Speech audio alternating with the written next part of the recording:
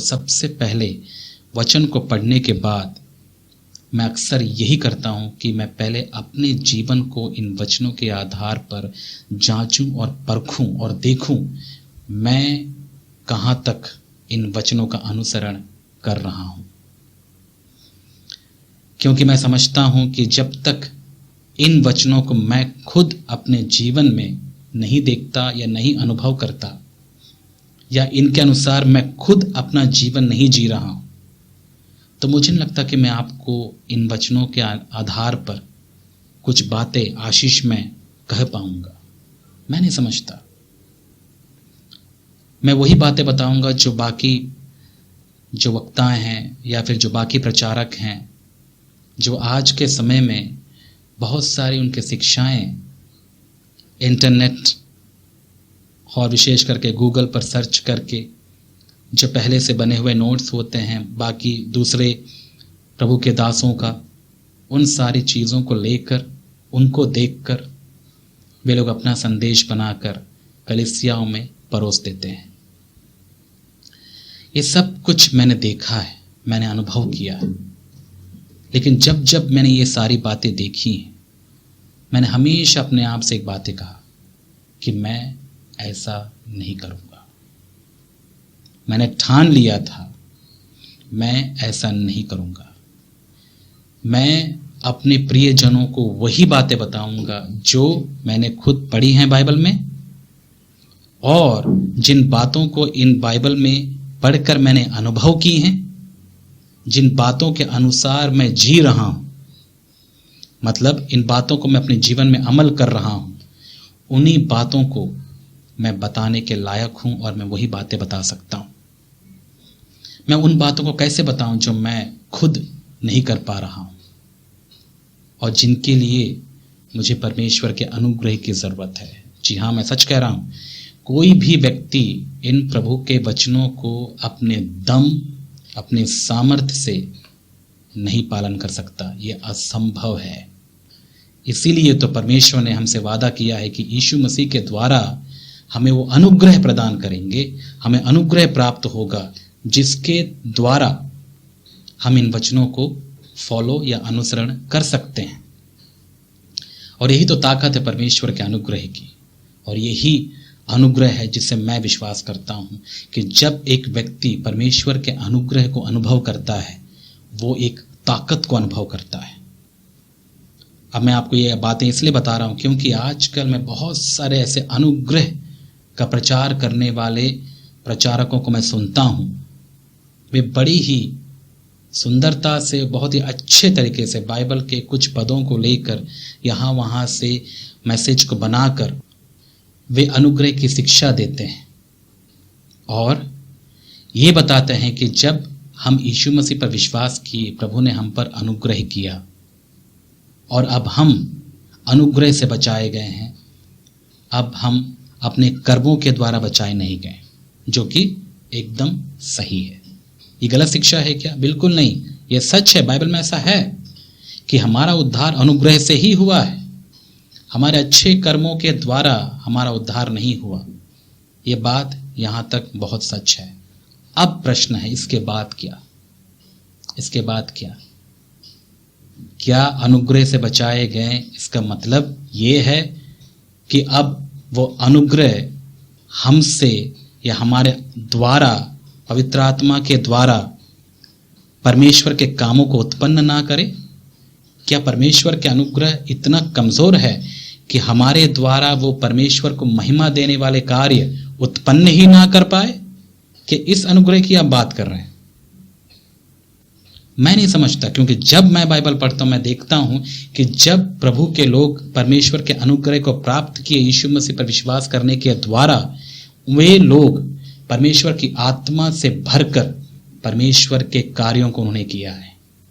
मतलब परमेश्वर का अनुग्रह परमेश्वर हमें इसलिए देते हैं कि हम उसकी ताकत से, परमेश्वर की आत्मा के द्वारा हम वैसे कार्य या कर्म उत्पन्न करें अपने जीवन के द्वारा जो कार्य परमेश्वर को महिमा देते हैं। ऐसा होता है परमेश्वर का अनुग्रह। मैंने ऐसा विश्वास किया, क्योंकि जब मैंने परमेश्वर के अनुग्रह को प्राप्त किया, मैं आलसी होकर एक जगह बैठ नहीं गया। परंतु परमेश्वर एक ताकत मुझे दिया।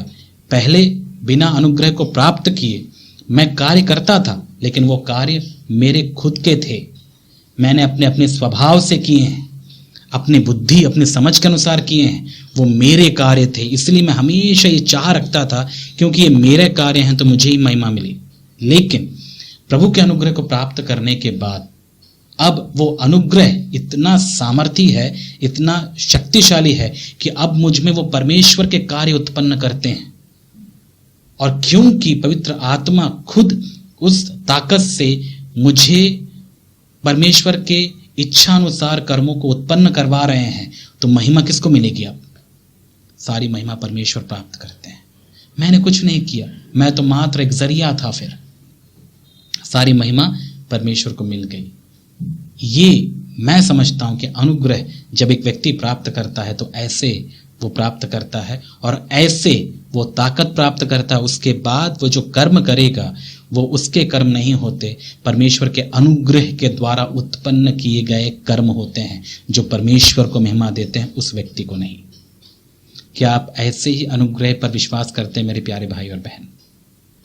क्योंकि आज के समय में ऐसे बहुत सारे अनुग्रह का प्रचार करने वाले लोग हैं जो सही करते हैं। ऐसा नहीं कि उनमें से हर कोई गलत करता है, सही करते हैं, लेकिन उस अनुग्रह के द्वारा जो जीवन उत्पन्न होना चाहिए उसके बारे में वे लोग जिक्र नहीं करते हैं। इसके विपरीत वे कहते हैं हम तो अनुग्रह से बचाए गए हैं, अब हमें किसी बात की चिंता नहीं है, अब हमें कर्म करने की जरूरत नहीं है, चुपचाप घर में बैठ जाओ और घर में बैठकर टीवी देखते रहो, बस अब हमें कुछ नहीं करना, अब परमेश्वर करेगा। परमेश्वर कैसे करेंगे? परमेश्वर करना चाहते हैं इसलिए तो आपको अनुग्रह दे रहे हैं ताकि वो आपके द्वारा करे। आपका काम क्या है? उस पर विश्वास करना, बस हमारा काम ही है उस पर विश्वास करना। जब हम विश्वास करते हैं कि प्रभु ये कार्य को करने में समर्थ हैं, तब परमेश्वर अनुग्रह प्रदान करके हमारे द्वारा वो कार्य को संपन्न करते हैं। ये है परमेश्वर का अनुग्रह। मैं उस अनुग्रह को नहीं जानता जो ये कहते हैं कि हाँ अनुग्रह से हमारा उद्धार तो हो गया, अब चुपचाप बैठ जाओ। मतलब वो ये कहना चाहते हैं कि अनुग्रह से तुम्हारा उद्धार तो हो गया, अब जैसे तुम जीना चाहते हो वैसा जियो, जैसे तुम कर रहे थे वैसा जियो। इसलिए वे लोग कभी भी फिर पाप के विरोध में या पाप के विरुद्ध शिक्षा वो नहीं देते। उनको लगता है अनुग्रह से उद्धार तो हो ही गया, अब क्यों इनके बारे में बताना। मेरे प्यारे भाई और बहन, ऐसी बातें तो मैं समझता हूँ, वो सारी बातें जो यीशु मसीह ने कही हैं, पौलुस ने कही हैं, उनके सेवकों ने कही हैं, वो सारी बातें बाइबल में जो लिखी गई हैं, पाप के विरुद्ध, पाप नहीं करना है, तो सारी बातें आप तो खारिज कर रहे हैं।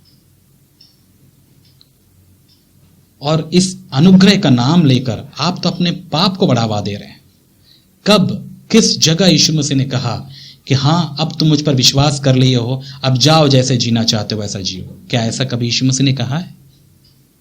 हम क्या पढ़ते हैं? यदि आप उदाहरण लेना ही चाहते हैं तो लीजिए उस पापिन स्त्री का जो व्यभिचार में पकड़ी गई और यीशु मसीह के पास वे फरीसियों के द्वारा लाई गई, और जब किसी की हिम्मत नहीं हुई उसको दंडित करने की, तब यीशु मसीह ने भी एक बात कहा, जा मैं भी तुझे दंडित नहीं करता, क्योंकि मैं इस संसार में, यीशु मसीह संसार में दंडित करने आए नहीं थे, इस संसार में वो बचाने आए थे।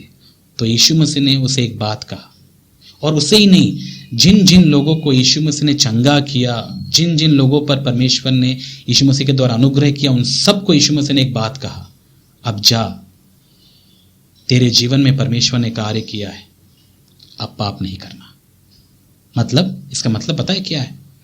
यीशु मसीह पर विश्वास करने के बाद, यीशु मसीह के सच्चे कार्यों को अपने जीवन में अनुभव करने के बाद एक व्यक्ति फिर पाप नहीं करता, क्योंकि वो आज्ञा थी अब पाप ना करना। लेकिन कई लोग इस बात को नहीं समझते हैं। आधा शिक्षा को वे अपने जीवन में अमल करके बाकी शिक्षा को वे लोग ठुकरा देते हैं और बोलते हैं परमेश्वर ने तो हमें अनुग्रह दिया, अनुग्रह से बचाए गए हैं, अब परमेश्वर को कोई लेना देना नहीं है हमारे कर्मों से। मेरे प्यारे भाई और बहन, मैं समझता हूं कि आपने अभी तक यीशु मसीह को जैसा अनुभव करना चाहिए वैसा आपने नहीं किया, इसलिए आपके मन में यह उलझन है। समझ में आ रहा है मेरे प्यारे भाई और बहन? तो ये बातें मैं आपको इसलिए बता रहा हूं क्योंकि जिस अनुग्रह से मैं अपना जीवन को जी रहा हूँ, मैं समझता हूँ कि उस अनुग्रह के द्वारा परमेश्वर की आज्ञाओं को पूरी करना, ये जो वचन हम पढ़ रहे हैं, इन वचनों के अनुसार जीवन जीना संभव है। और यही खुशखबरी मैं आपको दे रहा हूँ कि आपने यदि यीशु मसीह के अनुग्रह को प्राप्त किया है और यदि अब तक नहीं किया है, तो वचन कहता है दीन और नम्र हो जाओ ताकि आप उसका अनुग्रह प्राप्त करो। उसके अनुग्रह को प्राप्त करने के बाद बाइबल के ये वचन जिनको लगता है, हम जिनको समझते हैं कि बहुत कठिन है, ये हमसे नहीं हो सकता, यस ये बात सही है कि हमसे नहीं हो सकता, लेकिन प्रभु यीशु मसीह के द्वारा हमसे हो सकता है। इसलिए तो पौलुस कहता है कि अब मैं जीवित ना रहा, अब मुझ में मसीह जीवित है। यही तो मसीह जीवन है। मसीह जीवन खुद कर्म करने वाला जीवन नहीं है। मसीह जीवन, यीशु मसीह हमारे द्वारा कर्म करेंगे, ये है मसीह जीवन, ताकि सारी महिमा मसीह को मिले, हमें ना मिले।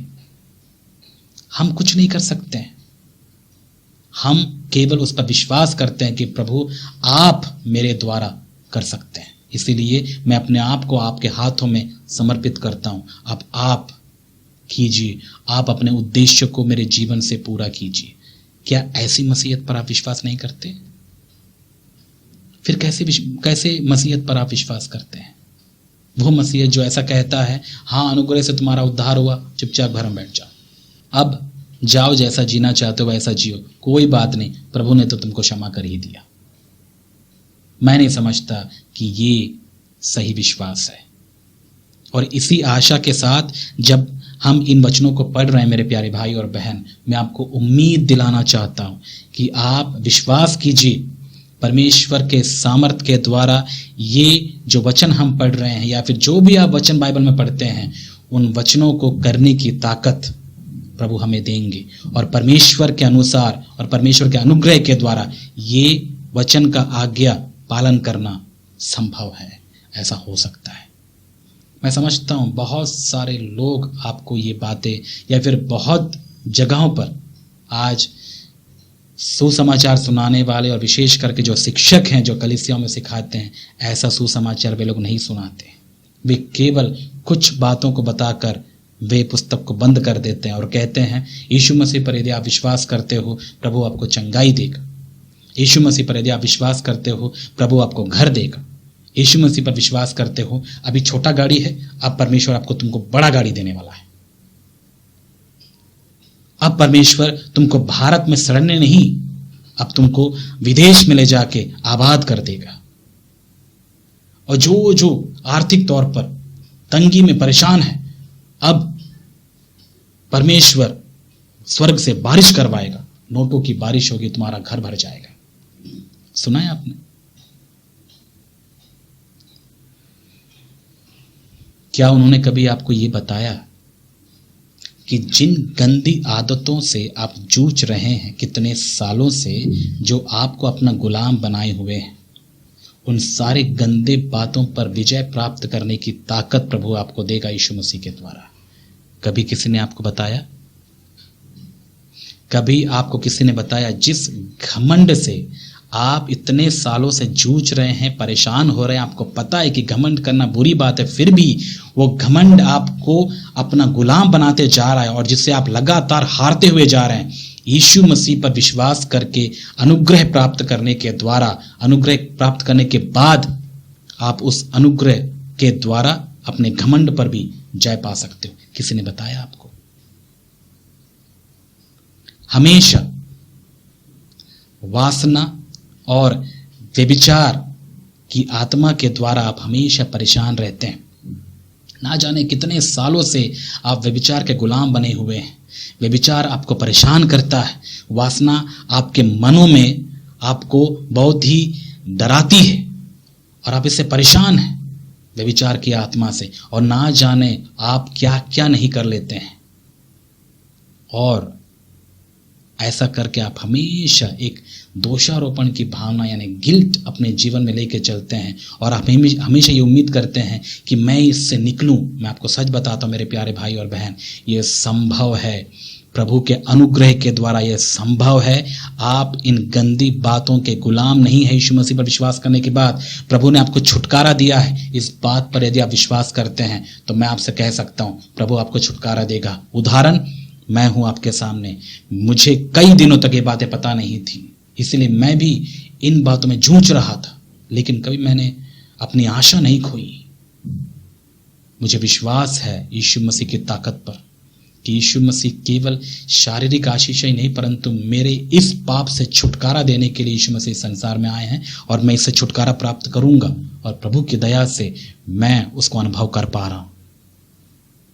इसीलिए मैं आपको पूरे हिम्मत के साथ बता सकता हूं, प्रभु आपके लिए भी ये काम करेंगे यदि आप इस बात पर विश्वास करते हैं तो। इसीलिए ऐसी कोई गंदी आदत नहीं है, ऐसा कोई पाप नहीं है जिस पर आप विजय ना प्राप्त कर पाएं। भले ही आपको थोड़ा समय लगेगा, लेकिन परमेश्वर का आत्मा वो आपके द्वारा ये पूरा करके रहेगा। इसीलिए ही तो यीशु मसीह ने बड़े ही विश्वास के साथ और पूरे जयकार करते हुए उन्होंने क्रूस पर यह कहा था, पूरा हुआ। क्यों यीशु मसीह ने ऐसा कहा? उसने पूरा कर दिया ताकि अब हम उस पर विश्वास करके उसके उस विजय में शामिल हों और हम कभी भी पाप के गुलाम ना रहें। उसने सब कुछ पूरा कर दिया, इसलिए अब हम पाप के गुलाम नहीं हैं। और इसीलिए उम्मीद करिए, प्रभु से आशा रखिए कि प्रभु आपको हर एक पाप से, हर एक ऐसी गंदी आदत से जिससे आप जूझ रहे हैं, वो आपको छुटकारा देने में समर्थ है। और यही विश्वास के साथ मैं आपसे कह सकता हूं मेरे प्यारे भाई और बहन, कि हम जो बातें वचन में पढ़ते हैं वो बातें अमल की जा सकती हैं परमेश्वर के अनुग्रह से। इसलिए हमेशा प्रभु के हाथ के नीचे दीनता और नम्रता के साथ में रहे, ताकि वो आपको लगातार अपना अनुग्रह देता रहे, जिसके द्वारा आप इन वचनों को पालन कर सकें।